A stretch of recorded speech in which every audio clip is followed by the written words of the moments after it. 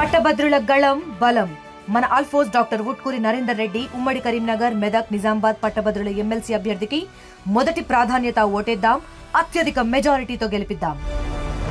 Labour పైనందుకు మేము మాకు ఇచ్చినటువంటి హామీల ప్రకారం 26 తారీఖు వరకు వాళ్ళు చేసిన పనులు మాకు చెప్పిన పనులు వేయడం కానీ ఇటువంటివి అందలేవు. ఆ విధంగానే కాస్మెటిక్స్ కూడా మాకు ఇటువంటివి అందలేవు.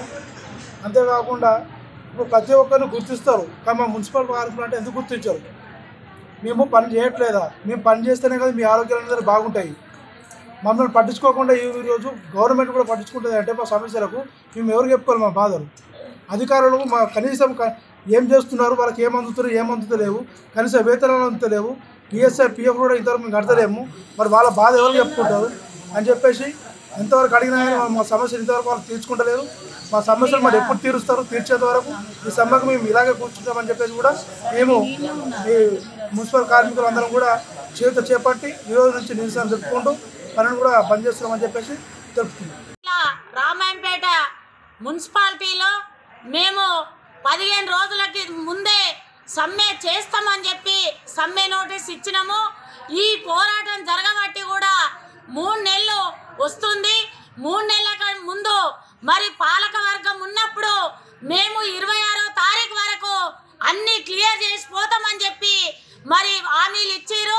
ఆ హామీలు ఇచ్చి కూడా మరి రేపటికి ఇప్పటికైనా నెల దాటిపోయింది. ఒక్క సమస్య కూడా పరిష్కారం చేయకుండా పాలకవర్గం వెళ్ళిపోయింది.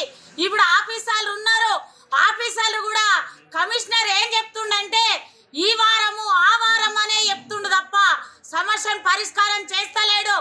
ఏది అడిగినా వారాలు పెడుతురు, నెలలు పెడుతురు, మాయ మాటలు చెప్పుకుంటా మరి కార్మికులను పని చేపిస్తురు.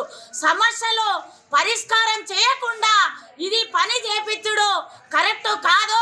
మేము అడిగేది గొంతమ్మ కోరికలు కాదు. ప్రతి నెల వేతనాలు వేయమంటున్నాం, ప్రతి నెల వేతనాలు వేస్తలేరు. ఈ రోజుకు 20వ తారీఖు అయింది. మళ్ళీ వాళ్ళ కుటుంబాలు గడవాలంటే కూడా చాలా ఇబ్బంది అవుతుంది.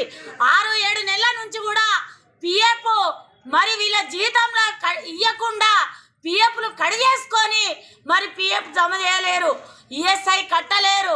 కట్టినమని చెప్తే కూడా మాకు నమ్మకం లేదు. మరి 6-7 నెలలు గడుస్తుంది, మరి కడతామనే అవగాహన కూడా ఒక్కరికి కూడా లేదు. అట్లనే పని ఒత్తిడి కూడా చాలా అవుతుంది. పొద్దున 5 గంటలకు లేచి మరి సీపులు పట్టిరంటే మరి 1 గంట ఇంటికి పోయి 9 గంటలకు వచ్చిరంటే 6 గంటలకు పని దిగి ఇళ్ళకు పోయేసరికి 7 అవుతుంది. అదే ట్రాక్టర్లు 2 ఉన్నాయి, ఆటోలు 3 ఉంటే ఒకటి ఖరాబ్ అయింది.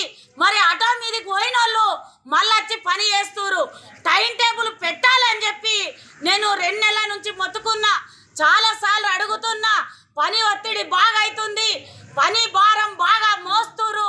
వాళ్ళకు ఆరోగ్యాలు దెబ్బతింటున్నాయి, వాళ్ళకు ఆరోగ్యాలు పాడవుతున్నాయి, ఎండలు కొడుతున్నాయి. సద్దులు కట్టుకొని వచ్చి వాళ్ళు ఏడైతే మోరు తీస్తారో ఆ మోరి మీదనే కూసుండి తింటూరు. అందుకని ఇవన్నీ తగ్గించాలని చెప్పి నేను చాలాసార్లు మేము చెప్పడం అనేది జరిగింది. అయినా ఈ కమిషనరు ఏమి పట్టించుకుంటలేడు. ఇది సమస్య పరిష్కారం అయ్యేంత వరకు మేము విధులకు చెయ్యము, ఇక్కడనే మున్సిపాల్ ఉంటామని చెప్పి హెచ్చరిక చేస్తున్న సిఐటియు బాలమణి. మరిన్ని వీడియోస్ కోసం ఛానల్ ని సబ్స్క్రైబ్ చేయండి. లేటెస్ట్ అప్డేట్స్ కోసం వాట్సాప్ ఛానల్ ని ఫాలో అవ్వండి. ఆ లింక్ డిస్క్రిప్షన్ లో ఉంది.